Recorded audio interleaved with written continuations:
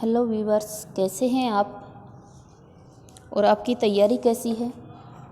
दोस्तों, आप सभी को विदित ही है कि यूजीसी नेट का एग्ज़ाम अभी आ गया है और यूजीसी नेट 2020 का जो एग्ज़ाम है हमारा वह 13 तारीख को होने जा रहा है। तो आप सभी की तैयारी अच्छे से हो गई होगी। आज ये कंप्लीट टेस्ट लेकर आपके समक्ष आई हूँ और आज का टेस्ट रहेगा जून 2019 का। जून 2019 का टेस्ट देकर हम अपना स्कोर जानेंगे कि हम कितना स्कोर कर पा रहे हैं, क्योंकि 2019 का जो पैटर्न था सेम पैटर्न आपका अब भी रहने वाला है। तो हम एक बार ये देखें कि हम कितने क्वेश्चन अटैम्प्ट कर पा रहे हैं, कितने क्वेश्चन सही कर पा रहे हैं। अटैम्प्ट तो आपको सारे ही करने हैं, क्वेश्चन करने सारे ही हैं क्योंकि नेगेटिव मार्किंग नहीं है, परंतु कितने क्वेश्चन हमारे सही हो रहे हैं यह इस क्वेश्चन को सोल्व कर हम पता लगा पाएंगे। और आशा रखती हूँ सभी मुझे कमेंट करके आंसर भी देंगे ताकि मुझे भी स्कोर का पता लगे कि आप लोगों का स्कोर कहाँ तक जा रहा है, कितना आप स्कोरिंग कर पा रहे हो। आइए समय जाहिर न करते हुए क्वेश्चन लेते हैं। आज का जो हमारा क्वेश्चन है पहला क्वेश्चन है, आचार्य रामचंद्र शुक्ल के अनुसार रहीम के बारे में कौन सी बातें सही हैं। बहुत ही सावधानी पूर्वक आपको क्वेश्चन करने हैं, आंसर देना है। बस यही मानकर चलें कि हम परीक्षा हॉल में बैठे हैं और उसी अनुसार हम क्वेश्चन कर रहे हैं। चलिए, इससे आपको समय का भी पता लगेगा, हम कितने समय में कितने क्वेश्चन कर पा रहे हैं और कितने क्वेश्चन सही कर पा रहे हैं। विकल्प दिए गए हैं, संस्कृत, अरबी और फारसी के पूर्ण विद्वान थे। हिंदी काव्य के उतने मर्मज्ञ कवि नहीं थे जितने फारसी के थे। उनकी दानशीलता हृदय की सच्ची प्रेरणा के रूप में थी। उनकी सभा विद्वानों और कवियों के सदा भरी रहती थी। जब इनसे कोई कुछ मांगने आता तब भी उन्हें अपनी दरिद्रता का अनुभव नहीं होता। आचार्य रामचंद्र शुक्ल ने रहीम के बारे में कौन सी बातें कही हैं। नीचे हमें कूट दिया जा रहा है, सही कूट का चयन कर हमें आंसर देना है। आंसर दीजिए।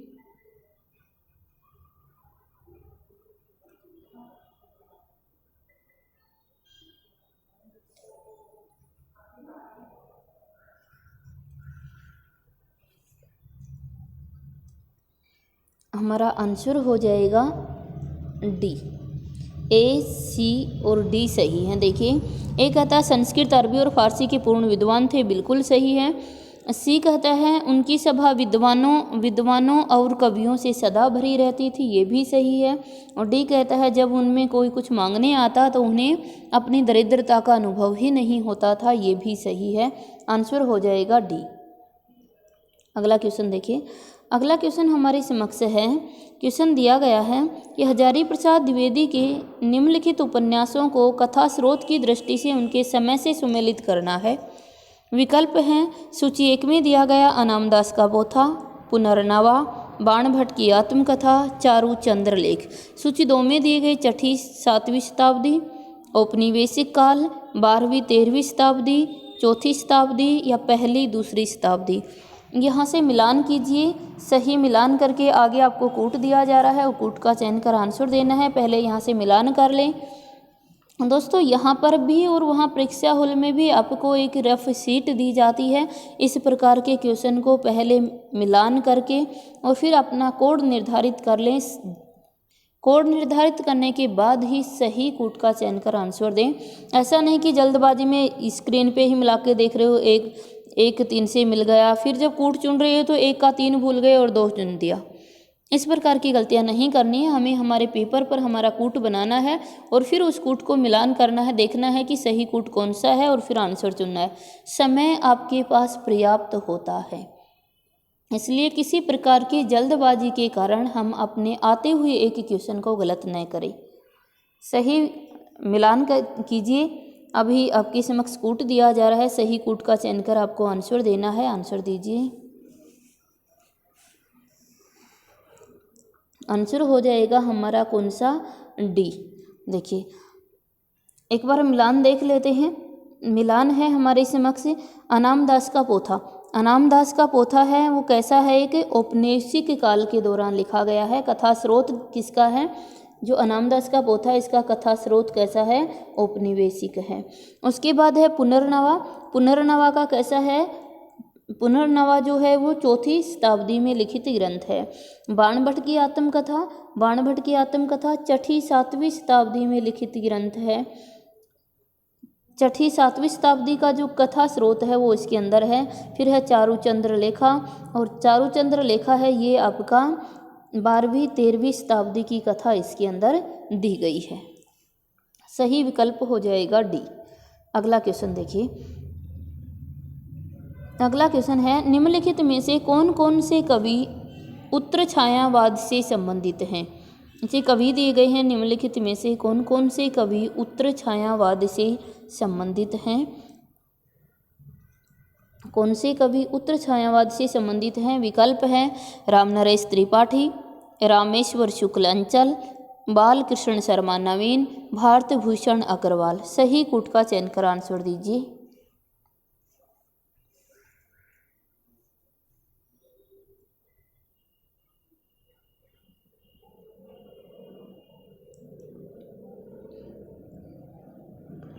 हमारा आंसर हो जाएगा सी। बी और सी जो हैं यानी कि रामेश्वर शुक्ल अंचल और बालकृष्ण शर्मा नवीन, ये दोनों ही आपके उत्तर छायावाद से संबंधित हैं। अगला क्वेश्चन है सूची 1 को सूची 2 से सुमेलित करना है। सूची 1 में हमारे पास ग्रंथ और सूची 2 में उसके रचयिता दिए हुए हैं। ग्रंथों को रचयिता से सुमेलित करके नीचे कूट दिया जा रहा है। सही कूट का चयन कर हमें आंसर देना है। सूची 1 में है पेरिप्सूस, the Sacred Wood, poetics, Biographia Literaria. सूची 2 में है कोलरिज, अरस्तु, टी.एस. इलियट, लॉन्जाइनस और विलियम वर्ड्सवर्थ। सही विकल्प का चयन कर आंसर दीजिए।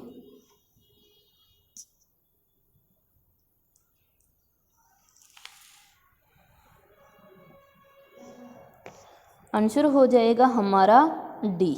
देखिए हम मिलान कर लेते हैं। पेरिप्सूस किसकी रचना है, लॉन्जाइनस की। ये ट्रिक से आपको बहुत अच्छे से करवा रखा है, जिसको भी कोई कन्फ्यूजन है तो आप ये वीडियो देख सकते हो। लेकिन दोस्तों कहना चाहेंगे कि कल का आपका पेपर है तो आज आप किसी भी प्रकार का नवीन जानकारियाँ न ले, किसी भी प्रकार की नई जानकारी न पढ़ें। जो आपने पढ़ रखा है आप उसी की तैयारी कीजिए, और जैसे ही शाम होता है आप लेट नाइट तक पढ़ते मत रहिए, क्योंकि कल का आपका पेपर है। आप जल्द ही सो जाइएगा, जल्दी ही अपने बिस्तर पर चले जाइए, और सुबह भी अर्ली मॉर्निंग उठने की आवश्यकता नहीं है। चाहे आपका पेपर मॉर्निंग में हो चाहे इवनिंग में, आज आपको पूरी नींद लेनी है, अच्छे से सोना है, तभी आपका पेपर अच्छा हो पाएगा।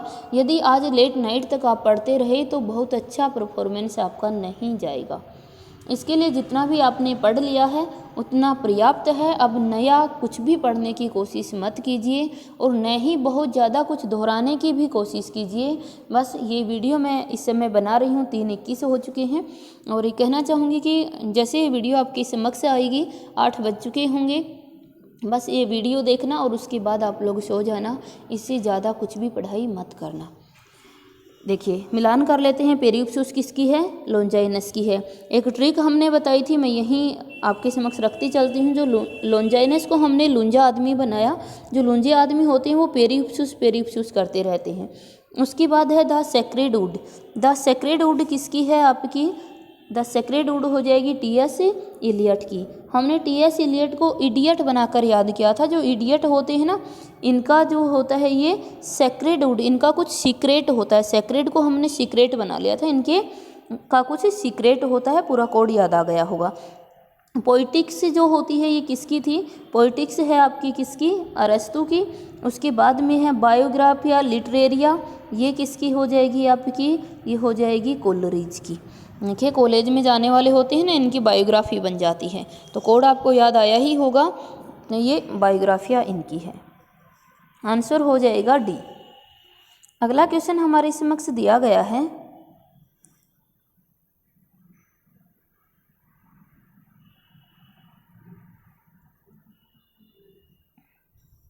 देखिए अगला क्वेश्चन देख लेते हैं।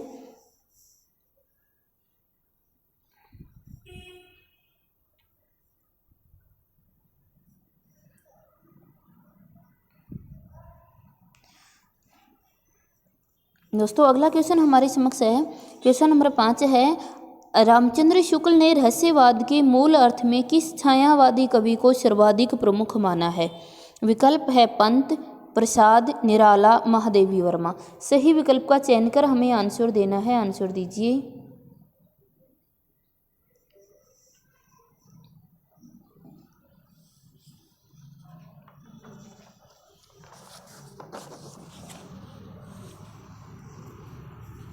आचार्य रामचंद्र शुक्ल ने रहस्यवाद के मूल अर्थ में किस छायावादी कवि को सर्वाधिक प्रमुख माना है?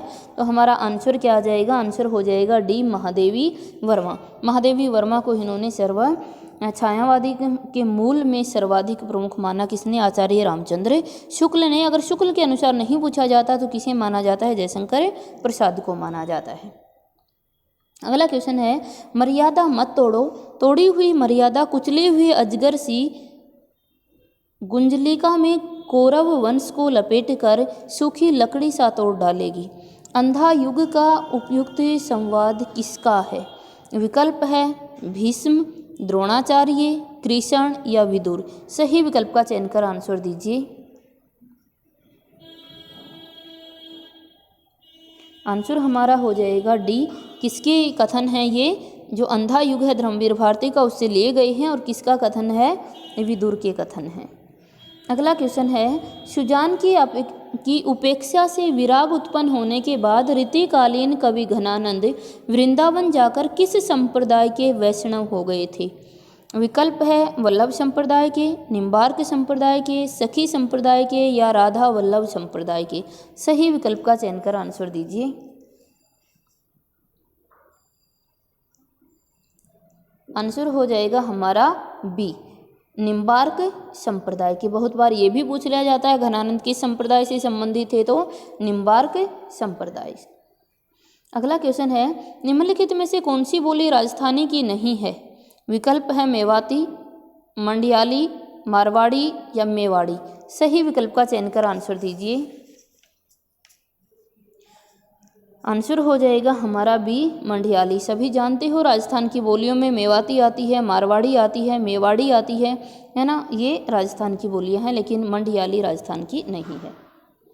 अगला क्वेश्चन है, मैं नीर भरी दुख की बदली महादेवी वर्मा का उपयुक्त गीत उनके किस काव्य संग्रह से संबंधित है?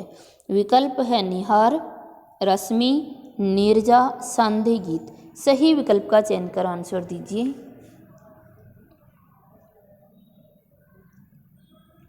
आंसर हो जाएगा हमारा डी। किससे ली गई है? ये सांधे गीत से ली गई है। अगला क्वेश्चन है, काव्य भाषा के संदर्भ में निम्नलिखित में से कौन सी मान्यता वर्ड्सवर्थ की नहीं है?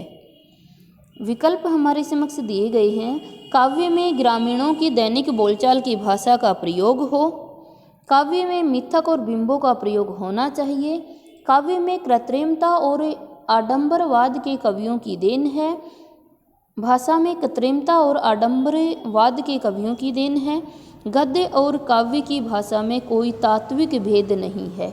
कौन सा जो कथन है वह वर्ड्सवर्थ का नहीं है? सही विकल्प का चयन कर आंसर दीजिए।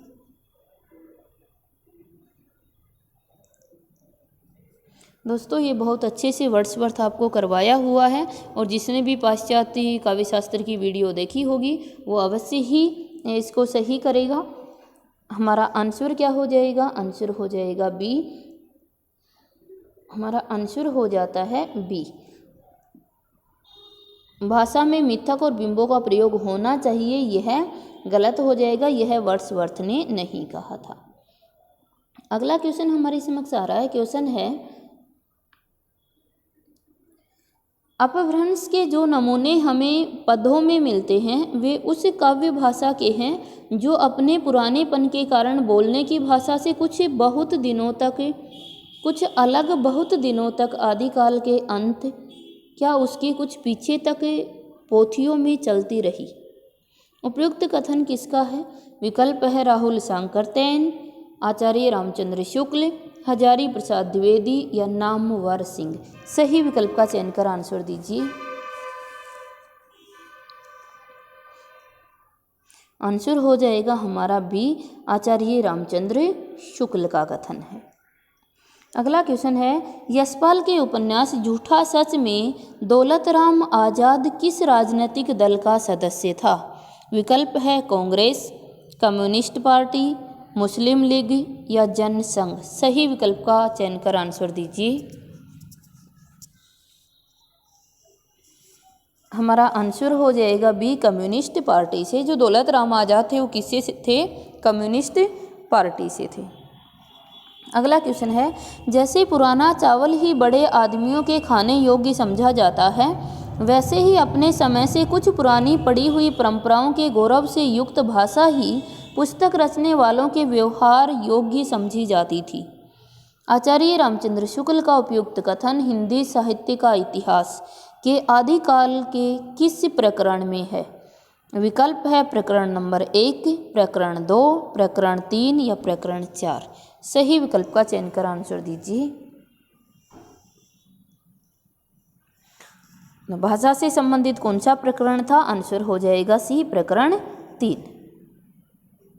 अगला क्वेश्चन है, किसी बात का कोटा होने पर उसे पूरा करने की इच्छा होती है। किसी बात का टोटा होने पर उसे पूरा करने की इच्छा होती है, दुख होने पर उसे मिटाना चाहते हैं, यह स्वभाव है। उपयुक्त कथन किस निबंध से उद्धृत है?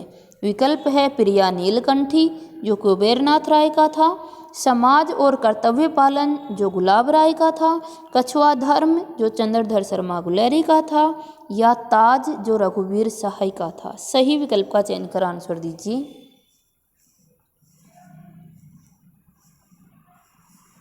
आंसर हो जाएगा हमारा सी, कछुआ धर्म। ये जो बातें हैं कि किसी बात का टोटा होने पर उसे पूरा करने की इच्छा होती है या दुख होने पर उसे मिटाना चाहते हैं, ये कहाँ से ली गई हैं? ये कछुआ धर्म से ली गई हैं। अगला क्वेश्चन हमारा है, जन्म काल के अनुसार निम्नलिखित रचनाकारों का सही अनुक्रम क्या है? विकल्प है केशव, बिहारी, मतीराम, घनानंद। सही विकल्प का चयन कर आंसर दीजिए।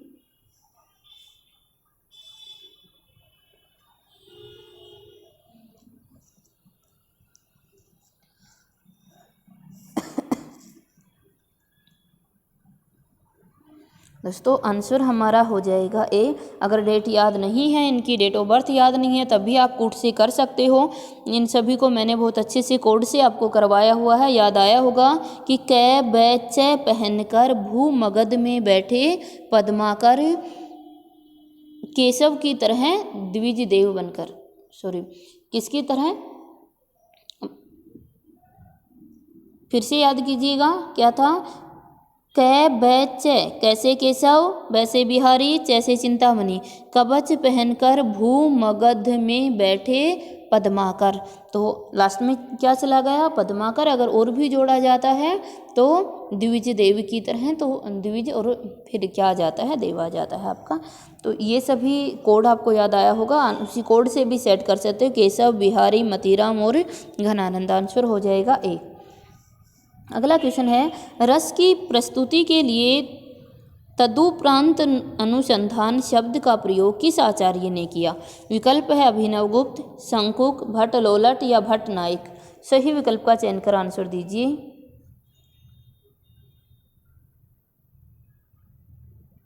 आंसर हमारा हो जाएगा सी, भट्ट लोलट। भट्ट लोलट ने अपने उत्पत्तिवाद के अंतर्गत इसका प्रयोग किया है।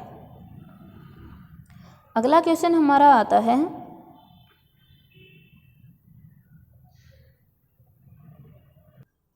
तो अगला क्वेश्चन हमारा है, विलक्षण बात यह है कि आधुनिक गद्य साहित्य की परंपरा का प्रवर्तन नाटक से हुआ है। विकल्प उपयुक्त कथन किस इतिहासकार का है? विकल्प है हजारी प्रसाद द्विवेदी, आचार्य रामचंद्र शुक्ल, बच्चन सिंह या राम स्वरूप चतुर्वेदी। सही विकल्प का चयन कर आंसर दीजिए।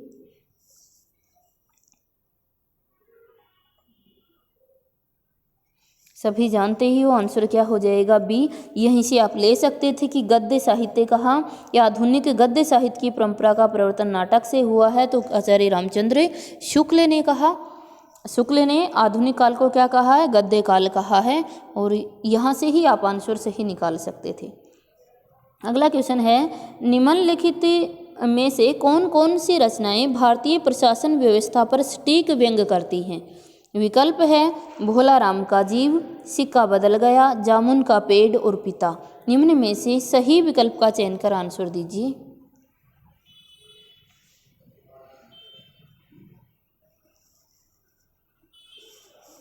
आंसर हो जाएगा हमारा ए। आंसर क्या हो जाएगा? ए हो जाएगा। देखिए ए और सी, भोला राम का जीव है ये भी सटीक व्यंग करता है, और जामुन का पेड़ है ये भी सटीक व्यंग करता है। आती तो जो है कि भारतीय प्रशासन व्यवस्था आती तो की है सिक्का बदल गया के अंतर्गत भी दिखाई गई है, लेकिन ये सटीक व्यंग नहीं करती है। सटीक व्यंग केवल 2 ही रचना करती हैं, और ऐसा कोड भी हमारे पास नहीं है जिसमें हम ए, बी और सी ले सकें। है कोड तो है, लेकिन ये हमारा आंसर नहीं होगा। आंसर क्या हो जाएगा? जो सिक्का बदल गया ये सटीक वर्णन नहीं करती है, सटीक व्यंग नहीं करती है, केवल 2 ही करती हैं, ए और सी। आंसर हो जाएगा ए। अगला क्वेश्चन है, मनु भंडारी अपनी आत्मकथा में आपका बंटी उपन्यास की विभिन्न समीक्षाओं में से किस पक्ष को उपेक्षित मानती है? विकल्प है खंडित बचपन, बच्चे के पालन पोषण का आर्थिक पक्ष, बाल मनोवैज्ञानिक पक्ष, या मुख्य स्त्री पात्र स्त्रीत्व। सही विकल्प का चयन कर आंसर दीजिए।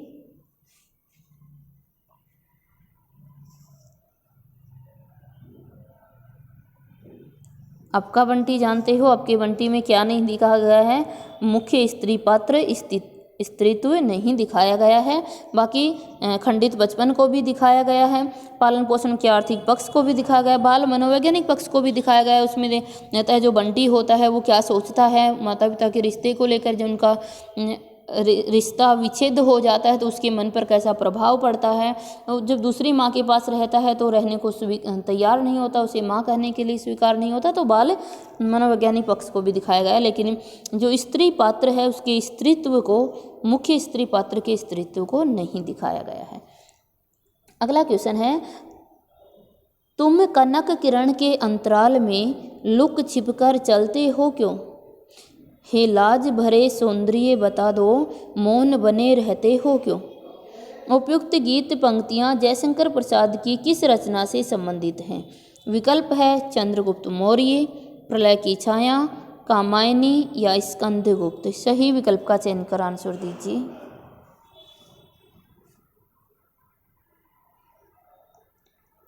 आंसर हो जाएगा हमारा ए चंद्रगुप्त मौर्य। जयशंकर प्रसाद की किस रचना से हैं? ये चंद्रगुप्त से ली गई है। चंद्रगुप्त जो रचना है इनकी उनसे ली गई है, और कथन पूछा जाए तो भी किसका है? चंद्रगुप्त मौर्य का है।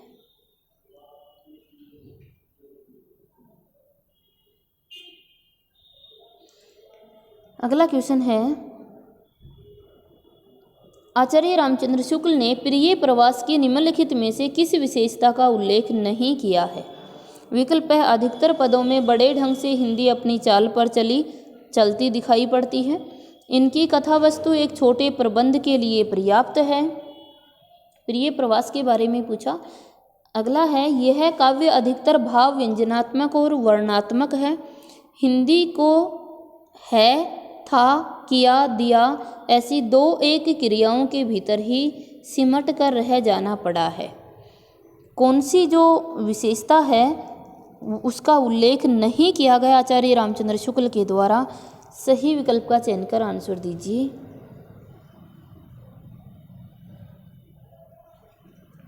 आंसर क्या आ जाएगा? बी आ जाएगा कि इनकी आचार्य रामचंद्र शुक्ल ने कहा इसकी जो प्रिय प्रवास की जो कथा वस्तु है वो एक अच्छे प्रबंध के लिए पर्याप्त नहीं है। अगला क्वेश्चन हमारे समक्ष है, क्वेश्चन है, इस समय तो भारतीय पुरुष जैसे अपने मनोरंजन के लिए रंग बिरंगे पक्षी पाल लेता है, उपयोग के लिए गाय और घोड़ा पाल लेता है, उसी प्रकार वह एक स्त्री को पालता है तथा पालित पशु पक्षियों के समान ही वह उसके शरीर और मन पर अधिकार समझता है। उपयुक्त कथन किसका है? विकल्प है महादेवी वर्मा, प्रभा खेतान, अनामिका, या मैत्रेयी पुष्पा। सही विकल्प का चयन कर आंसर दीजिए।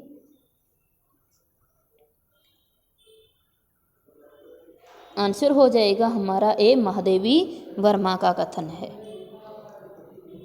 अगला क्वेश्चन है, जन्मना कवि प्रकृति का घुमक्कड़ और विचारतः मूलतः मार्क्सवादी। कविता के लिए कोई भी विषय हो सकता है। घुमक्कड़ ऐसे कि कभी यहाँ कभी वहाँ, मूलतः मार्क्सवादी, किंतु वे उसके बाहर भी झांक लेते हैं। बच्चन सिंह का उपयुक्त कथन किस कवि के विषय में कहा गया है? विकल्प है मुक्तिबोध, केदारनाथ अग्रवाल, त्रिलोचन या नागार्जुन। सही विकल्प का चयन कर आंसर दीजिए।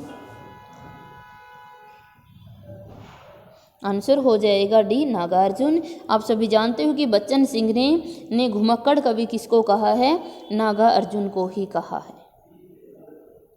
अगला क्वेश्चन है, हिंदी के प्रमुख लोक मंचीय रूपों को प्रचलन की प्रमुखता के आधार पर प्रांतों से सुमेलित कीजिए। कुछ लोक मंच दिए गए हैं और उन्हें प्रांत दिए गए हैं, सही सुमेलित करके हमें आंसर देना है। लोक मंच हमारे समक्ष दिए गए हैं। पहला सांग, विदेशिया, माच और ख्याल। सूची 2 में हमारे समक्ष दिए गए हैं मध्य प्रदेश, राजस्थान, हरियाणा, बिहार, गुजरात। सही विकल्प का चयन कर आंसर दीजिए।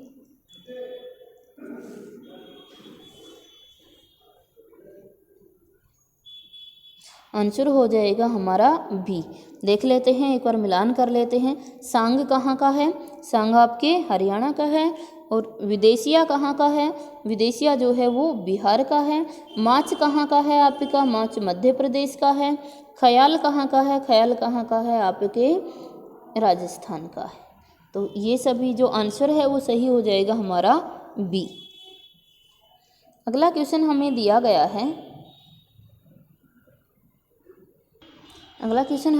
है, निम्नलिखित जीवनी परक कृतियों में से कौन सी कृति रोमारोला की है? विकल्प है बापू की झांकियाँ, महात्मा गांधी विश्व के अद्वितीय पुरुष, अकाल पुरुष गांधी। सही विकल्प का चयन कर आंसर दीजिए।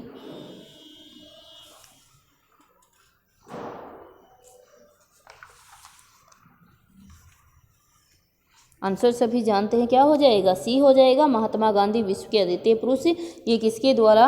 रोमारोला की देन है। अगला क्वेश्चन है, ये हिंदी के प्रधान आचार्यों में माने जाते हैं और इनका भाषा भूषण अलंकार ग्रंथ एक बहुत ही प्रचलित पाठ्य ग्रंथ है। आचार्य रामचंद्र शुक्ल ने उपयुक्त बात किस रीतिकालीन कवि के विषय में कही है? विकल्प है मतीराम, देव, महाराजा जसवंत सिंह या पद्माकर। सही विकल्प का चयन कर आंसर दीजिए।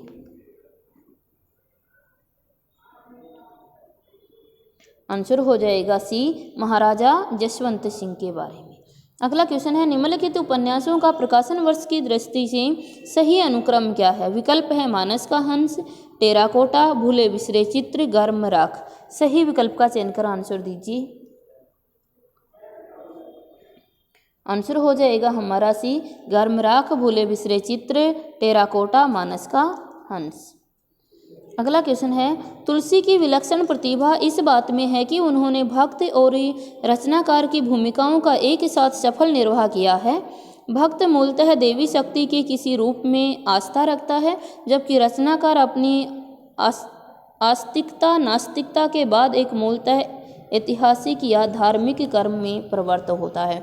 तुलसीदास के विषय में उपयुक्त कथन किस साहित्य इतिहासकार का है?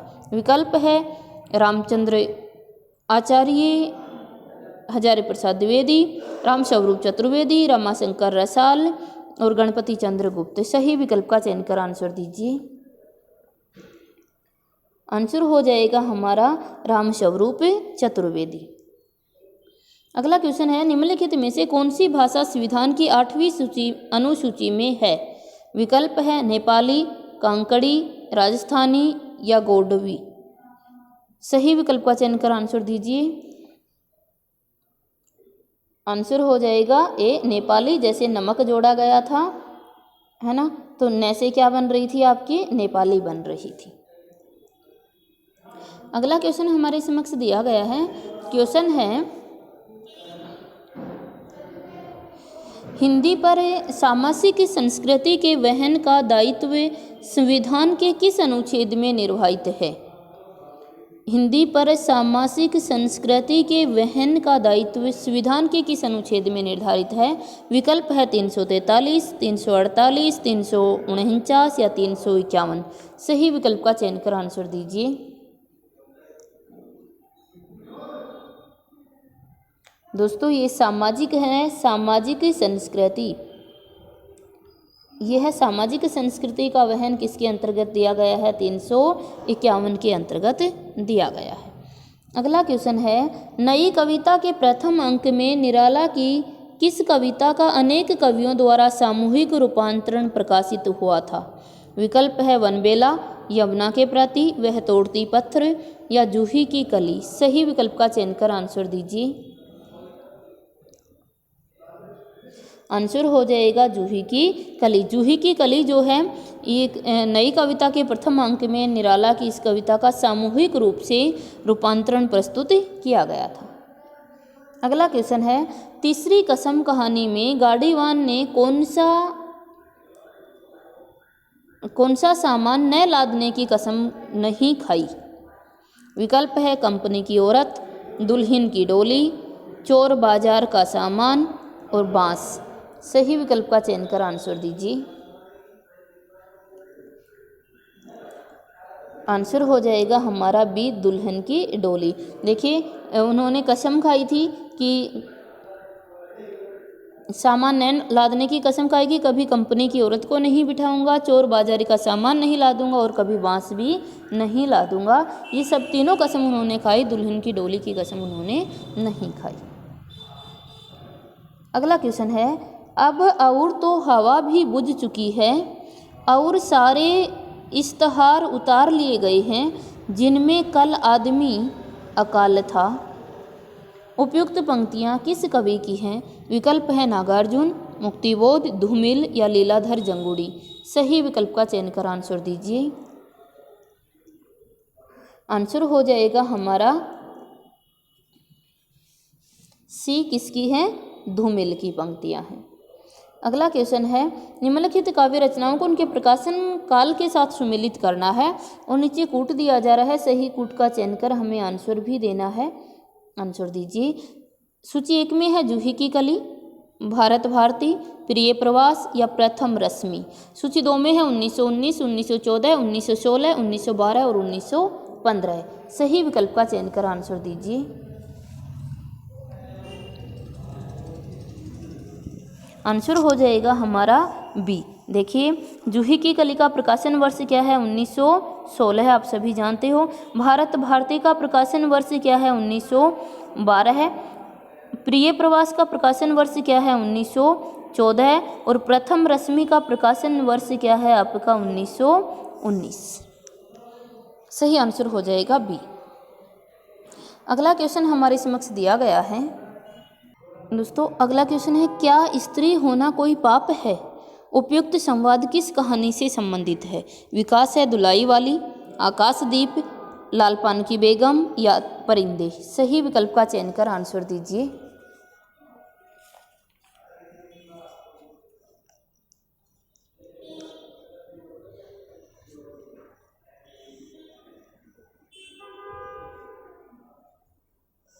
आंसर हमारा क्या हो जाएगा? आंसर हो जाएगा बी, आकाशदीप। अगला क्वेश्चन है, रचना काल की दृष्टि से निम्नलिखित रचनाकारों का सही अनुक्रम क्या है? विकल्प है काव्य अलंकार, नाट्यशास्त्र, ध्वन्यालोक, साहित्य दर्पण। सही विकल्प का चयन कर आंसर दीजिए।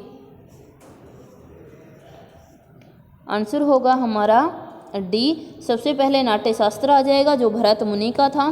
तो इनके रचनाकारों के आधार पर ही आपको इनको व्यवस्थित करना है। भरत मुनि का नाट्यशास्त्र, काव्य अलंकार किसका था? भामह का था। ध्वन्यालोक किसका था? आनंदवर्धन का। और साहित्य दर्पण किसका था? साहित्य दर्पण जल्दी से आप बताएंगे, इस साहित्य दर्पण किसका था? आंसर हो जाएगा डी। अगला क्वेश्चन है, काव्य पंक्तियाँ और रचनाकार। काव्य पंक्तियाँ दी गई हैं, मैं बकता नहीं हूँ कविताएं, इजाद करता हूँ गाली। दूसरी है, उस वक्त जबकि कान नहीं सुनते हैं कविताएं या कविता पेट से सुनी जाती है। तीसरी है, आज फिर शुरू हुआ जीवन, आज मैंने एक छोटी सी सरल सी कविता पढ़ी। चौथी है, मैं नया कवि हूँ, इसी से जानता हूँ सत्य की चोट बहुत गहरी होती है। सूची 2 में दिए गए धूमिल, श्रीकांत वर्मा, सर्वेश्वर दयाल सक्सेना, रघुवीर सहाय और शमशेर बहादुर सिंह।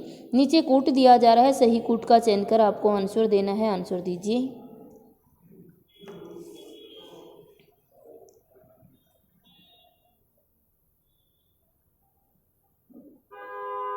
आंसर हो जाएगा हमारा सी।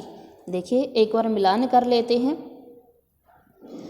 पहली है, मैं बकता नहीं हूँ कविताएं, इजाद करता हूँ गाली।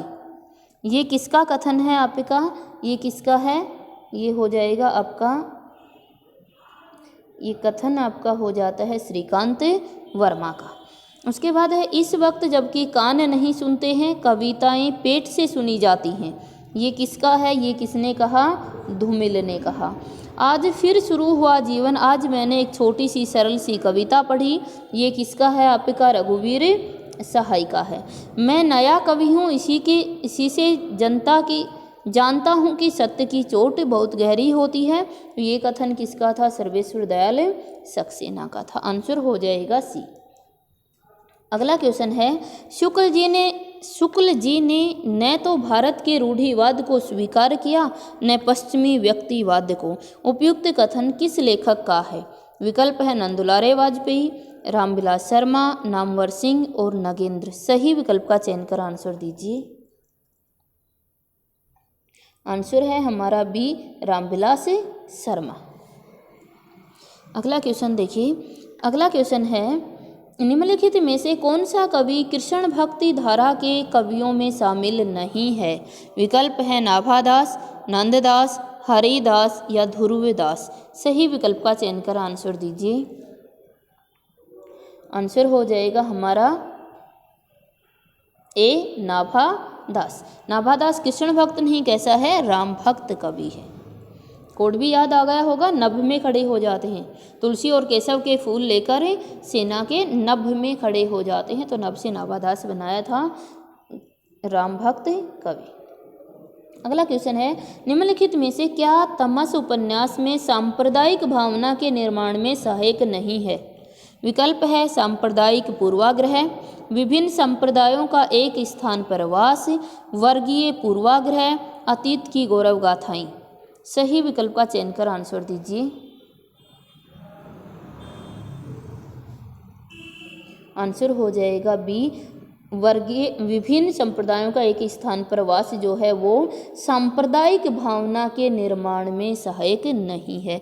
तमस के अंतर्गत तो चारों ही चीज़ें हैं, लेकिन यहाँ तमस में जो दिया गया कि अलग अलग संप्रदाय के लोग एक साथ रह रहे हैं, ये जो भावना है ये सांप्रदायिक भावना के निर्माण में सहायक नहीं है।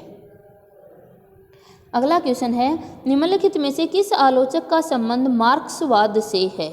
विकल्प है परशुराम चतुर्वेदी, राम स्वरूप चतुर्वेदी, शिवदान सिंह चौहान या नंद दुलारे वाजपेयी। सही विकल्प का चयन कर आंसर दीजिए।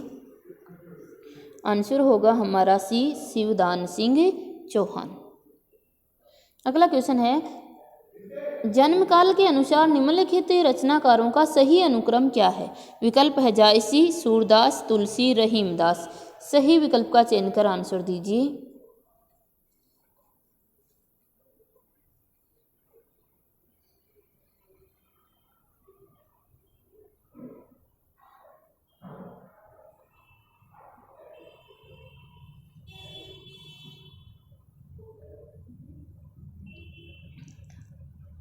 आंसर हो जाएगा ए, सबसे पहले जायसी आ जाते हैं, फिर सूरदास आ जाते हैं, फिर तुलसीदास और फिर रहीमदास आ जाते हैं। अगला क्वेश्चन है, निम्नलिखित में से किस उपन्यास में राम और काम का द्वंद्व चित्रित हुआ है? विकल्प है अमृत और विष, खंजर नयन, मानस का हंस या नाचो बहुत गोपाल। सही विकल्प का चयन कर आंसर दीजिए।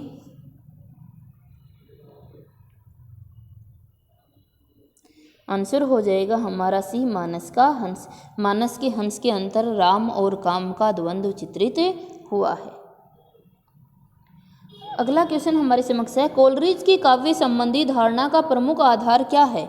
विकल्प है साहचर्य सिद्धांत, जैववादी सिद्धांत, यांत्रिकतावादी सिद्धांत या आनंदवादी सिद्धांत। सही विकल्प का चयन कर आंसर दीजिए। आंसर हो जाएगा हमारा बी, जैववादी सिद्धांत। अगला क्वेश्चन है, हिंदी रंगमंच को हिंदी भाषी प्रदेश की सांस्कृतिक पूर्तियों और आकांक्षाओं का प्रतिनिधित्व करना होगा। रंगों और राशियों के हमारे विवेक को व्यस्त करना होगा। उपयुक्त कथन निम्नलिखित में से किस नाटक की भूमिका से संबंधित हैं? विकल्प हमारे समक्ष दिया गया है। विकल्प है आगरा बाजार, एक और द्रोणाचार्य, आषाढ़ का एक दिन या चंद्रगुप्त। सही विकल्प का चयन कर आंसर दीजिए। आंसर हमारा हो जाएगा आषाढ़ का एक दिन। आषाढ़ के एक दिन की भूमिका में ये चीज़ें लिखी गई हैं, इससे ये संबंधित हैं। अगला क्वेश्चन हमारा है कली कौतुभ के रचयिता कौन हैं? विकल्प है भारतेंदु हरिश्चंद्र, प्रताप नारायण मिश्र, बाल कृष्ण भट्ट या बाल मुकुंद गुप्त। सही विकल्प का चयन कर आंसर दीजिए। कली कौतुभ के रचनाकार आंसर हो जाएगा बी, सभी जानते हो, प्रताप नारायण मिश्र है। अगला क्वेश्चन है, माई न होती बाप न होते, कर्म न होता काया, हम नहीं होते तुम नहीं होते, कौन कहाँ से आया? चंद न होता सूर न होता, पानी पवन मिलाया, शास्त्र न होता वेद न होता, कर्म कहाँ ते आया। उपयुक्त काव्य पंक्तियाँ किस कवि की हैं? विकल्प है कबीर, नामदेव, रैदास या मलुकदास। सही विकल्प का चयन कर आंसर दीजिए। आंसर हो जाएगा नामदेव। ये नामदेव की पंक्तियाँ हैं। अगला क्वेश्चन है, आनंदवर्धन ने किसे ध्वनि की आत्मा माना है? विकल्प है वस्तु ध्वनि, अलंकार ध्वनि, रस ध्वनि या गौण चित्त। सही विकल्प का चयन कर आंसर दीजिए। आंसर हो जाएगा रस ध्वनि को। अगला क्वेश्चन, निम्नलिखित रचनाओं को उनके रचनाकारों के साथ सुमेलित करना है। रचनाएं हमारे समक्ष हैं प्राकृत प्रकाश, श्रावकाचार, प्रबंध चिंतामणि, कुमारपाल प्रतिबोध। रचनाकार हैं देवसेन, वररुचि, जैनाचार्य मेरुतुंग, हेमचंद्र या सोमप्रभ सूरी। सही कूट का चयन कर आंसर दीजिए।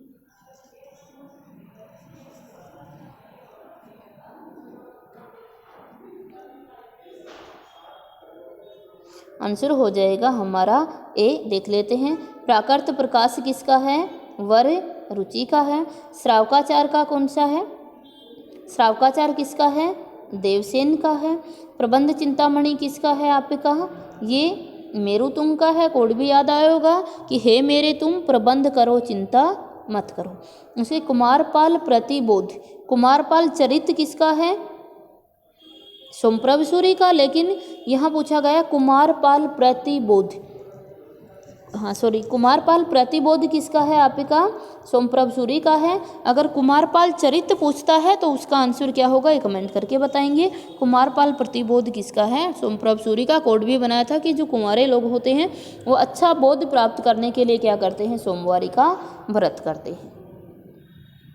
अगला क्वेश्चन है, बैठे हुए सुखद आतप में मृग रोमंथन करते हैं, वन के जीव विवर से बाहर हो विश्रब्ध विचरते हैं। उपयुक्त पंक्तियों में किसका वर्णन है? विकल्प है साकेत में चित्रकूट का, असाध्य वीणा में वन प्रांतर का, रश्मिरथी में परशुराम आश्रम का या कामायनी में सारस्वत प्रदेश का। सही विकल्प का चयन कर आंसर दीजिए।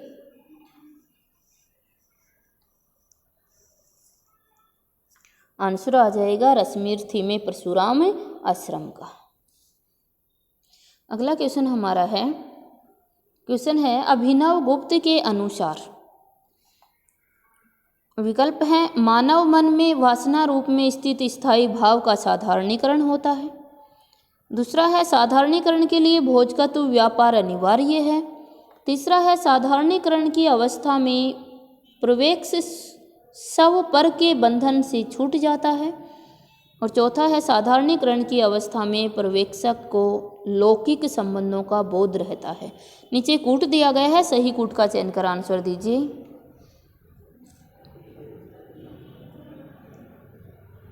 आंसर हमारा हो जाएगा सी। देखिए ए भी सही है और सी भी सही है, आंसर हो जाएगा सी। अगला क्वेश्चन है राम की शक्ति पूजा की रचना कब हुई? विकल्प है सन 1934, सन 1935, 1936 या 1937। सही विकल्प का चयन कर आंसर दीजिए। आंसर हो जाएगा सी 1936। अगला क्वेश्चन है महावीर प्रसाद द्विवेदी की निम्नलिखित रचनाओं में से आलोचना विधा की रचनाएं कौन कौन सी हैं? नीचे विकल्प दिया जा रहा है, सही विकल्प का चयन कर आंसर दीजिए।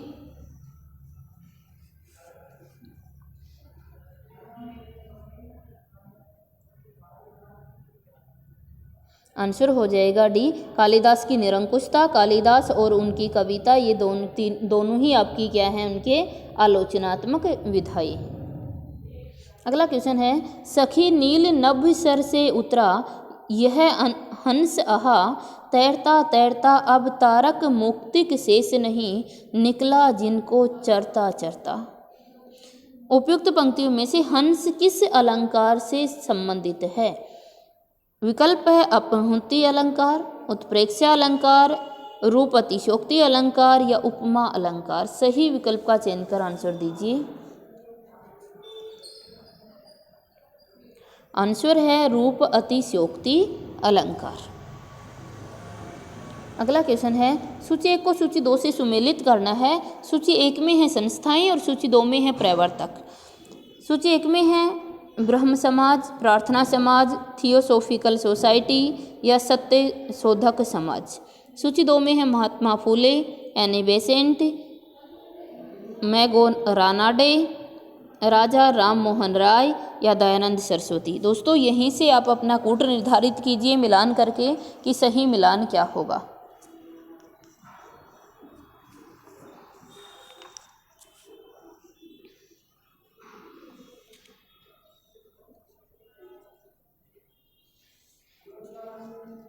देखिए दोस्तों यही मिलान कर देते हैं, इसका मिलान करते हैं। देखिए ब्रह्म समाज, ब्रह्म समाज कौन थे? राजा राम मोहन राय।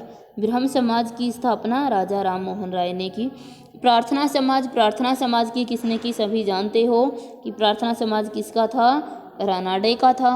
उसके बाद में है थियोसोफिकल सोसाइटी, किसकी थी? आपकी एनी बेसेंट की थी। और सत्य शोधक समाज किसका था? महात्मा फूले का था। दोस्तों अगला क्वेश्चन है इश्क भरा है देख ले और जगत से दूर, एक अचंबा हमने देखा देहरी का नासूर। अमीर खुसरो की उपयुक्त पहेली से क्या अभिप्राय है? विकल्प है सन्यासी, कुआं, खंडहर, प्रेम का हृदय। सही विकल्प का चयन कर आंसर दीजिए।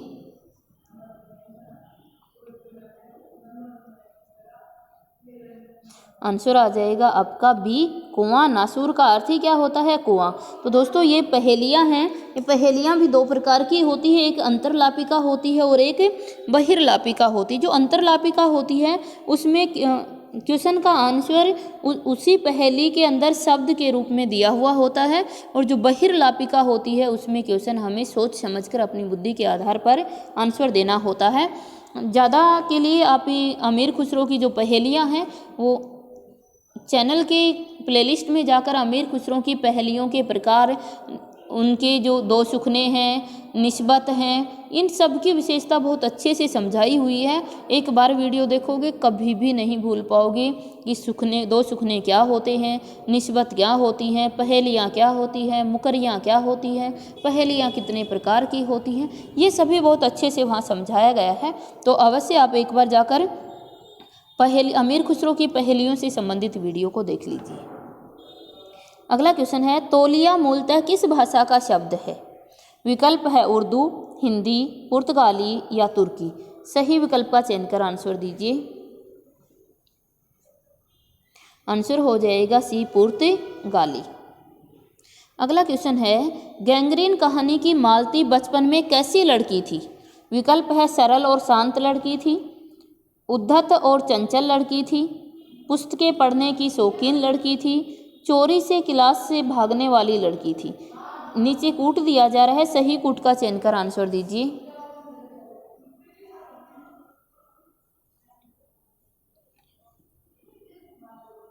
आंसर हो जाएगा हमारा सी, बी और डी सही है। क्या कह रही है? बहुत ही उद्धत और चंचल लड़की थी और चोरी से क्लास से भाग जाने वाली लड़की थी। आंसर बी और डी हो जाएगा हमारा, कि वो सरल और शांत स्वभाव की नहीं थी, चोरी से क्लास से भाग जाती थी, पुस्तकें पढ़ने की शौकीन नहीं थी, पुस्तकें पाड़ दिया करती थी। तो सही जो है वो हमारा सी हो जाएगा।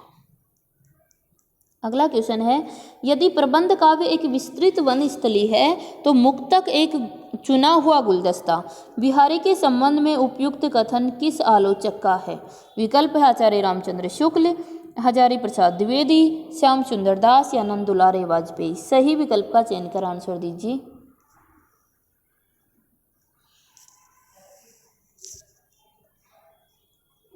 आंसर हो जाएगा हमारा ए, आचार्य रामचंद्र शुक्ल ने बिहारी सतसई के विषय में ऐसा कहा था।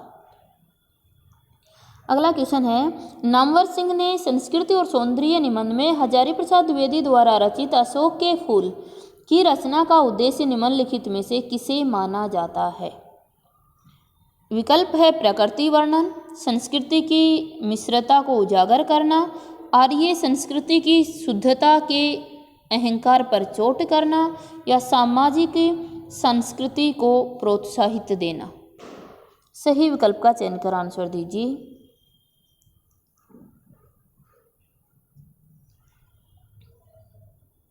आंसर आ जाएगा सी, आर्य संस्कृति की शुद्धता के अहंकार पर चोट करना ही मुख्य उद्देश्य था किसका? हजारी प्रसाद द्विवेदी। रचना थी अशोक के फूल। अगला क्वेश्चन हमारे समक्ष दिया जा रहा है और क्वेश्चन है, भीष्म साहनी के नाटकों की कौन सी विशेषता है? विकल्प है भारतीय नारी की पीड़ा का प्रभावी प्रस्तुतिकरण, भारतीय संस्कृति की पुनरुत्थानवादी अभिव्यक्ति, मध्यकालीन धर्मांधता, अनाचार तथा तानाशाही की सामयिक संगति, सांप्रदायिक एकता और राष्ट्रीय अखंडता की अभिव्यक्ति। सही कूट का चयन कर आंसर दीजिए। आंसर हो जाएगा बी, ए और सी सही हैं। ए, भारतीय नारी की पीड़ा का प्रभावी प्रस्तुतिकरण किया गया है भीष्म साहनी के द्वारा। सी है कि मध्यकालीन धर्मांधता, अनाचार और तानाशाही की सामयिक संगति का भी वर्णन किया गया है। अगला क्वेश्चन है, कहानी इतिवृत्त की ही तो है, यानी उसमें स्थिति से स्थैंतर अर्थात जीवन गति होनी चाहिए, काल का कुछ स्पंदन, कुछ तनाव अनुभव हो, वही तो कहानी का रस है।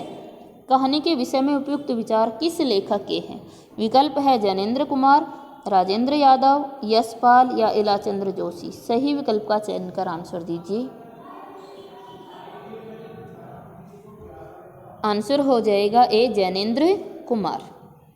अगला क्वेश्चन है, जीवन मुँह चाही को नीको, दरस परस दिन रीति करती है, कान्हे प्यारे पी को। उपयुक्त पंक्तियों में आचार्य रामचंद्र शुक्ल ने किस भाव की अभिव्यक्ति मानी है? विकल्प है निर्गुण भक्ति भाव की, सगुण भक्ति भाव की, असूया भाव की या दैहिक श्रृंगार की। सही विकल्प का चयन कर आंसर दीजिए।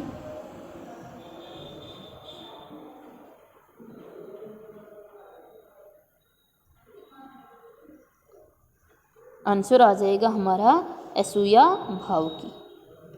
अगला क्वेश्चन है, गांधीवाद के संदर्भ में निम्नलिखित में से कौन सा कथन सही नहीं है? विकल्प है इसके पीछे मार्क्सवाद के समान व्यवस्थित शास्त्रीय अध्ययन नहीं है, इसका आधार तर्क नहीं सहानुभूति है, इसमें विचार स्वातंत्र का अभाव है, इनके विचारों का स्रोत दैनिक साधन है। सही विकल्प का चयन कर आंसर दीजिए जो नहीं सही नहीं है।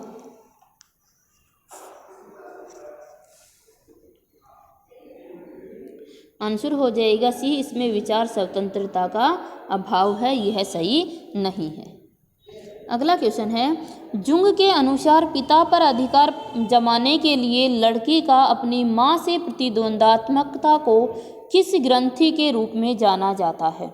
विकल्प है परपीड़न रति ग्रंथि, इलेक्ट्रा ग्रंथि, आत्मपीड़न ग्रंथि या फिर एडिपस ग्रंथि। सही विकल्प का चयन कर आंसर दीजिए।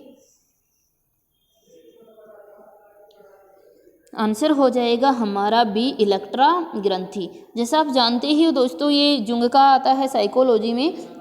तो हम देखते हैं कि जुंग कहते हैं कि जो बाल्यावस्था होती है उसमें दो प्रकार की नाड़ियां व्यक्ति के अंदर जन्म ले लेती हैं, दो प्रकार की ग्रंथियां व्यक्ति में जो हैं वो का विकास होता है। दो ग्रंथियों का, एक इलेक्ट्रा होती है और एक ओडिपस होती है। जो इलेक्ट्रा होती है यह आपकी मातृ विरोधी होती है और जो ओडिपस होती है ये पितृ विरोधी होती है। यानी जो इलेक्ट्रा ग्रंथि का विकास होता है लड़कियों के अंदर तो यह अपनी माता के विरोध में जाती है और पिता के समर्थन में, और ओडिपस का विकास होता है लड़कों में तो ये अपने पिता के विरोध में और माता के समर्थन में जाती हैं। तो ये क्वेश्चन साइकोलॉजी में भी आपसे बहुत बार पूछा जाता है और यहाँ भी पूछा गया है। तो इसने पूछा कि पिता पर अधिकार और माता की प्रतिस्पर्धा किससे होती है? इलेक्ट्रा ग्रंथि से, जो किस में उत्पन्न होती है? लड़कियों में। कौन सी अवस्था में? बाल्य अवस्था में।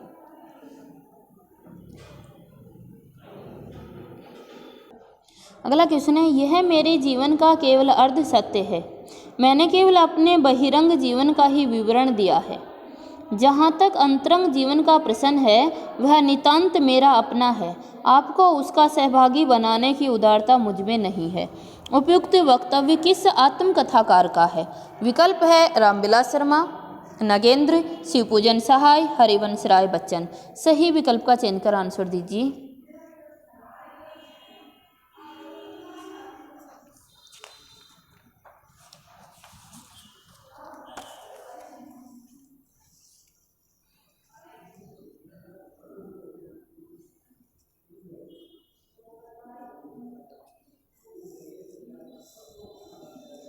दोस्तों कुछ क्वेश्चन बीच में छूट गए हैं, पहले हम उनको देख लेते हैं। दोस्तों देखिए, यहाँ से देखते हैं, ये क्वेश्चन कुछ बीच में छूट गए थे, देख लेते हैं। आचार्य भरत ने काव्य दोषों की संख्या कितनी मानी है? विकल्प है 8, 9, 5, 10। सही विकल्प का चयन कर आंसर दीजिए। आंसर हो जाएगा डी। आचार्य भरत मुनि ने अपने नाट्य शास्त्र में 10 गुण और 10 दोष का वर्णन किया है। दोष की संख्या पूछी गई है तो काव्य दोष कितने माने हैं? 10 माने हैं। अगला क्वेश्चन है, बाली को सपूत कपि कुल पुरहुत, रघुवीर जू को दूत, भरी रूप विकराल को। उपयुक्त काव्य पंक्तियाँ किस रचनाकार की हैं? विकल्प है केशवदास, तुलसीदास, सेनापति या मतीराम। सही विकल्प का चयन कर आंसर दीजिए। आंसर हो जाएगा सी, सेनापति। अगला क्वेश्चन है, निम्नलिखित रचनाओं को उनके रचनाकारों के साथ सुमेलित करना है। रचनाएं हैं काव्य प्रकाश, रसराज, रसविलास, रस सारांश। सूची 2 में है देव, भिखारीदास, रसलीन, चिंतामणि, मतीराम। दोस्तों आपको विकल्प नहीं दे रही हूँ, पहले यहाँ से मिलान कीजिए और मिलान करके फिर कूट का चयन कर आंसर देना है। अब ये विकल्प आपके समक्ष कूट दिया गया है, सही कूट का चयन कर आंसर दीजिए। आंसर हो जाएगा हमारा ए। सभी जानते ही हैं कि आराम से कूट का चयन कर लेंगे। काव्य प्रकाश किसकी है? आपकी किसकी है काव्य प्रकाश से? चिंतामणि की। रसराज किसकी है? मतीराम की। रसविलास किसकी है? देव की। रस सारांश किसकी है? भिखारीदास की। आंसर हो जाएगा ए। अगला क्वेश्चन है, प्रकाशन काल की दृष्टि से सुरेंद्र वर्मा के नाटकों का सही अनुक्रम क्या है? विकल्प दिया जा रहा है द्रौपदी, रति का कंगन, 8वां सर्ग, शकुंतला की अंगूठी। सही विकल्प का चयन कर आंसर दीजिए। दोस्तों इससे पीछे के पेपर में भी ये पूछा गया था, इसमें भी पूछा गया है और इसीलिए मैं आज का क्वेश्चन पेपर आपको 2019 का सोल्व करवा रही हूँ कि आने वाले कल शायद इसमें से भी कुछ क्वेश्चन जो हैं वो सेम रिपीट हो जाएं। तो एक एक क्वेश्चन को बड़े ध्यान से करना है हमें।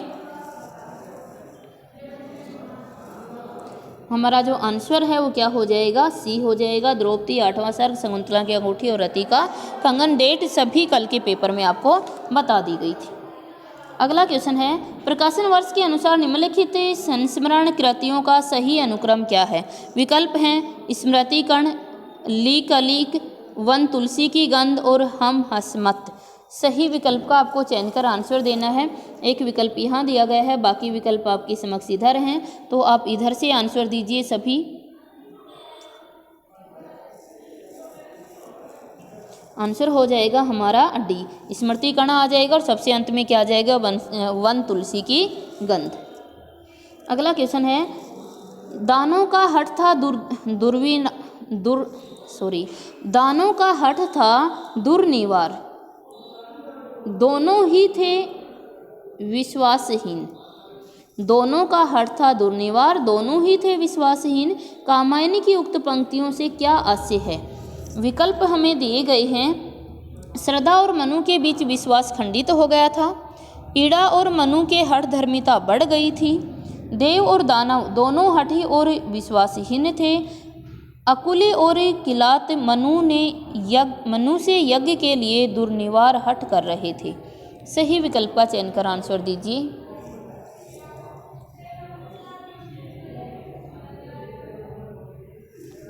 दोनों का हठ था दुर्निवार, दोनों ही थे विश्वासहीन। किसके बारे में कहा गया, देव और दानव के बारे में ऐसा कहा गया।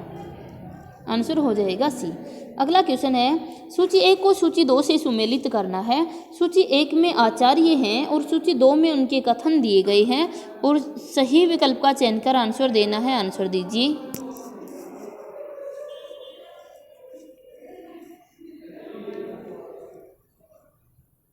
दोस्तों सही से मिलान कीजिए और मिलान करने के बाद आपको आंसर देना है। तो ये क्वेश्चन पहले ही सोल्व कर दिया गया आपके समक्ष। आंसर क्या हो जाएगा, इसका डी हो जाएगा।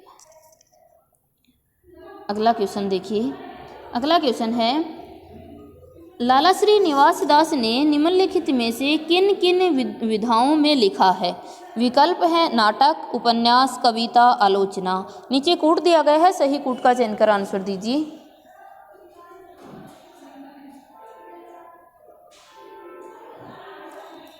आंसर हो जाएगा हमारा डी, ए और बी। लाला श्री निवास दास ने नाटक भी लिखे हैं और क्या लिखे हैं, उपन्यास भी लिखे हैं।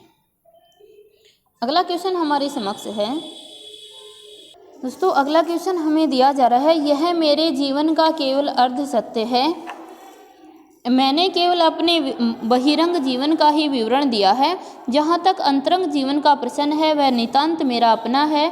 आपको उसका सहभागी बनाने की उदारता मुझ में नहीं है। उपयुक्त कथन किस आत्म कथाकार का है। विकल्प है रामविलास शर्मा, नगेंद्र, शिव पूजन सहाय या हरिवंश राय बच्चन। सही विकल्प का चयन कर आंसर दीजिए। आंसर हमारा हो जाएगा बी, नगेंद्र। किसके कथन हैं ये, नगेंद्र के कथन है। अगला क्वेश्चन है, निम्नलिखित में से कौन सी रचनाएं केशवदास की हैं। विकल्प है रसिक प्रिया, अनुप्रास विनोद, विज्ञान गीता, रस सागर। सही कूट का चयन कर आंसर दीजिए।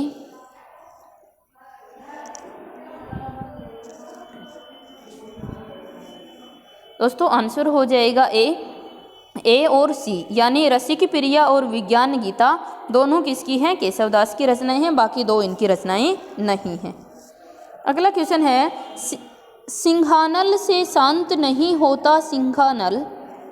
उपयुक्त ध्येय वाक्य का संबंध किस काव्य रचना से है। विकल्प है कुरुक्षेत्र, जयद्रथ वध, उन्मुक्त या अशोक की चिंता। सही विकल्प का चयन कर आंसर दीजिए। आंसर हो जाएगा सी, उन्मुक्त से ली गई है। अगला क्वेश्चन है, तोरी मानिनी ते हियो फोरी मोहिनी मान, प्रेम देव की छवि ही लखी बहे मियाँ रसखान। आचार्य रामचंद्र शुक्ल के अनुसार निम्नलिखित दोहे से प्रमाणित होता है कि। विकल्प हमारे समक्ष दिए गए हैं और विकल्प कहते हैं कि रसखान किसी स्त्री पर आसक्त थे, स्त्री मानवती थी और रसखान का अनादर करती थी। तीसरा है रसखान स्वयं को प्रेम का मानदंड मानते थे। चौथा है रसखान को भास हुआ कि जिस पर गोपियाँ मरती हैं उसी पर ध्यान लगाया जाए। और चौथा है 5वां दिया गया रसखान मोहिनी का मान मर्दन करना चाहते थे। अब सही कूट दिया जा रहा है, सही कूट का चयन कर आंसर दीजिए।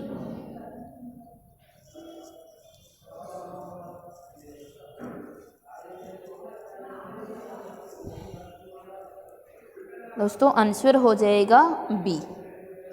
बहुत ज़्यादा एक्सप्लेन नहीं करते हैं क्योंकि वीडियो लंबी हो रही है। अगला क्वेश्चन हमारे समक्ष दिया गया है और क्वेश्चन है, अगर प्रेम खूंखार शेर है तो मैं उससे दूर ही रहूँगी। मैंने तो उसे गाय ही समझ रखा था। मैं प्रेम को संदेह के ऊपर समझती हूँ। यह देह की वस्तु नहीं, आत्मा की वस्तु है। संदेह का यहाँ जरा भी स्थान नहीं और हिंसा तो संदेह का ही परिणाम है। यह संपूर्ण आत्मसमर्पण है। यह पंक्तियाँ गोदान उपन्यास में किस पात्र द्वारा कही गई हैं? सही विकल्प का चयन कर आंसर दीजिए। आंसर हो जाएगा डी। ये किसके द्वारा कही गई है? मालती के द्वारा कही गई है। अगला क्वेश्चन है, निम्नलिखित में से कौन सी रचना पुष्पदंत द्वारा रचित नहीं है? विकल्प है आदि पुराण, योगसार, जसहरचर्यु या उत्तर पुराण। सही विकल्प का चयन कर आंसर दीजिए।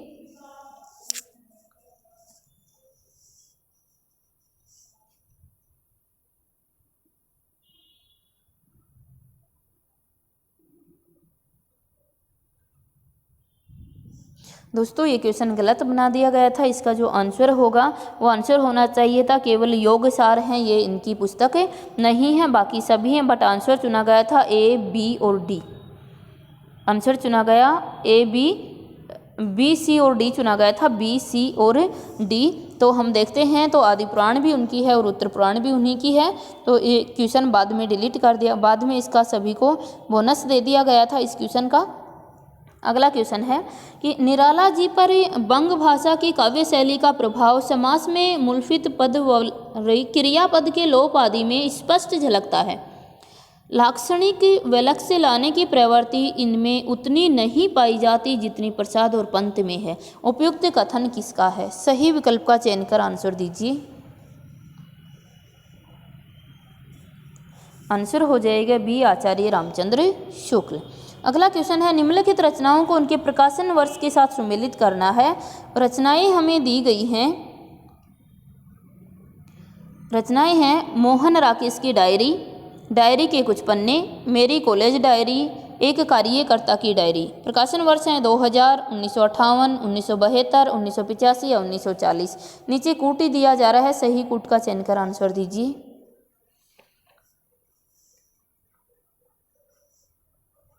आंसर हो जाएगा हमारा सी।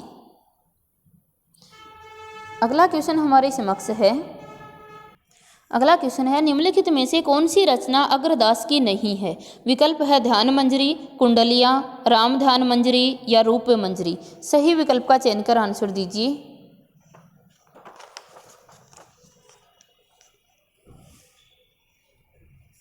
आंसर हो जाएगा हमारा रूप मंजरी। रूप मंजरी है वो अग्रदास की नहीं है, बाकी ध्यान मंजरी, कुंडलियाँ और राम ध्यान मंजरी सभी किसकी हैं? अग्रदास की है। अगला क्वेश्चन है, यही सच है कि कहानीकार कौन है? विकल्प है कृष्णा सोबती, उषा प्रियवंदा, मनु भंडारी और मृदुला गर्ग। सही विकल्प का चयन कर आंसर दीजिए। आंसर हो जाएगा मनु भंडारी।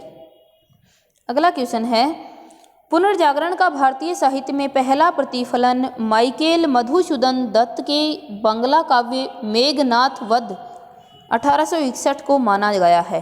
उपयुक्त कथन किस आलोचक का है? विकल्प है आचार्य रामचंद्र शुक्ल, हजारी प्रसाद द्विवेदी, राम कुमार वर्मा या राम स्वरूप चतुर्वेदी। सही विकल्प का चयन कर आंसर दीजिए। आंसर हो जाएगा डी, राम स्वरूप चतुर्वेदी। अगला क्वेश्चन है, बच्चन सिंह सिहर सा गया और उसके हाथों की अभ्यस्त निठुराई को जैसे किसी मानवीय कोमलता ने धीरे से छू लिया। उपयुक्त कथन किस कहानीकार का है? विकल्प किस कहानी का है? विकल्प है अमृतसर आ गया, सिक्का बदल गया, राजा निर्बंसिया या उसने कहा था। सही विकल्प का चयन कर आंसर दीजिए। आंसर आ जाएगा सी, राजा निर्बंसिया। बच्चन सिंह थे कहाँ? राजा निर्बंसिया में।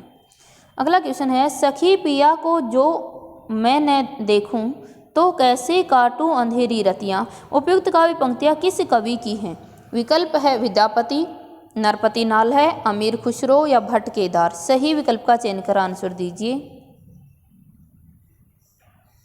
आंसर हो जाएगा सी, अमीर खुसरो। अगला क्वेश्चन, निम्नलिखित में से कौन सा प्रवासी लेखक मॉरिशस का नहीं है। विकल्प है महेश राम जियावन, अभिमन्यु अनंत, रामदेव धुरंधर या महात्म सिंह। सही विकल्प का चयन कर आंसर दीजिए। आंसर हो जाएगा डी, महात्म सिंह। जो महात्म सिंह हैं ये मॉरिशस के नहीं हैं। ये आपका प्रवासी साहित्य से क्वेश्चन आया हुआ है, बाकी सभी क्या है, मॉरिशस के हैं।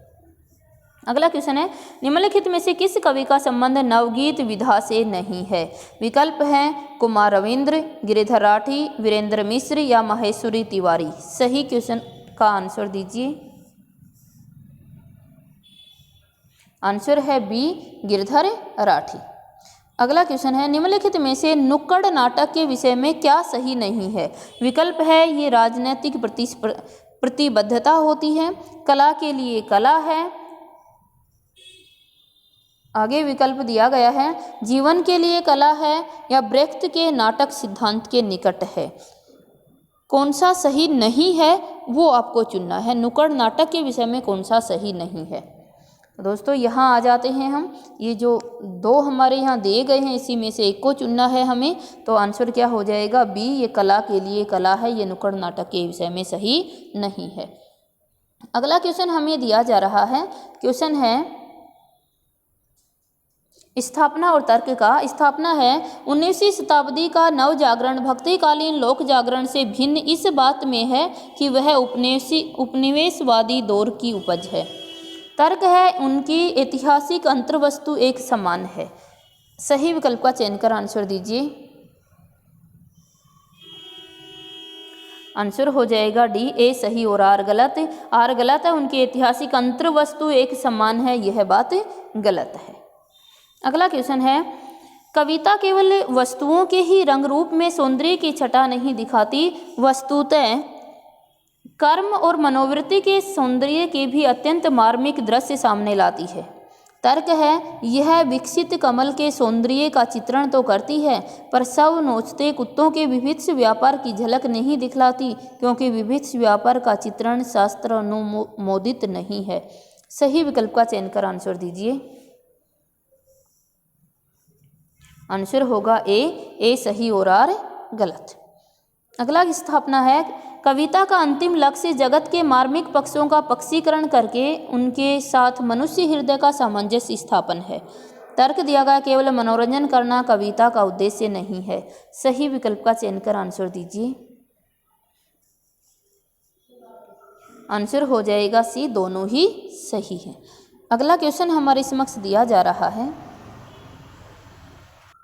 अगला क्वेश्चन है, स्थापना है कला का आस्वादन युग निरपेक्ष नहीं होता। तर्क है शाश्वतता का गुण कालजयी कलाकृतियों में सहज अंतर्भूत नहीं होता। सही विकल्प का चयन कर आंसर दीजिए।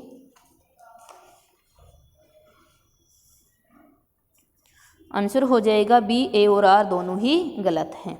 अगला क्वेश्चन है, स्थापना है यूरोपीय साहित्य मीमांसा में कल्पना को बहुत प्रधानता दी गई है।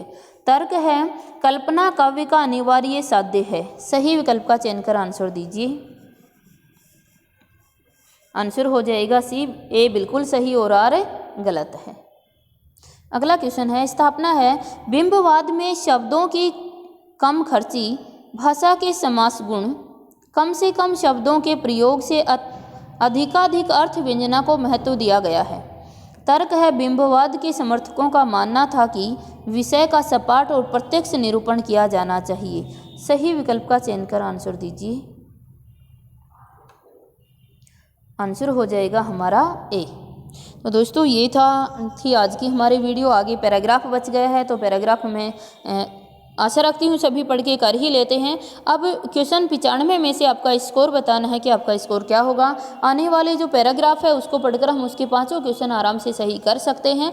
वीडियो बहुत लंबी हो चुकी है इसलिए इसको आगे नहीं बढ़ा रही हूँ। 95 क्वेश्चन में ही आपको पता लग गया होगा कि पेपर का स्टैंडर्ड क्या था और हम कितना स्कोर कर पा रहे हैं। हाँ दोस्तों, कहना चाहूँगी इस पेपर की कठिनाई को देखकर आप आशा रहित मत होइए, आशावान बने रहिए, क्योंकि यह पेपर नेट का में आज तक आने वाले पेपरों में से सबसे कठिन पेपर माना गया था। और इसमें आपका स्कोर कितना रहा, क्योंकि इसकी इस समय की जो परसेंटेज थी वो भी बहुत डाउन गई थी, जो हमारी मेरिट लिस्ट थी वो भी बहुत नीचे गई हुई थी। तो ये सबसे कठिन पेपर आज तक के पेपरों में से माना जाता है। तो आप आशावान बने रहिए। फिर भी मैं आशा रखती हूँ कि आप सभी को इसमें 60% आराम से करवाया हुआ है ही है, तो वो सभी ने आराम से गेन किया होगा। 60% बिल्कुल आपका करवाया हुआ है। इसके बाद आपने भी सोच समझ के आंसर लगाए होंगे तो लगभग हम 65 के आसपास से पहुँच जाते हैं। इतना स्कोर आपका भी आशा रखती हूँ रहा होगा। धन्यवाद। बाकी कहना चाहेंगे कल के पेपर में सभी शांत माइंड से अपना पेपर देकर आएँ, किसी प्रकार का भार अपने मस्तिष्क पर न लेकर जाएं। जो तैयारी हमें करनी थी वो हमने कर ली है, जो कर्म हमारा था वो हमने किया। अब हमारा कर्तव्य बनता है कि हम शांत माइंड से संतुष्ट स्थिति में रहकर अपने पेपर को सोल्व करें। धन्यवाद।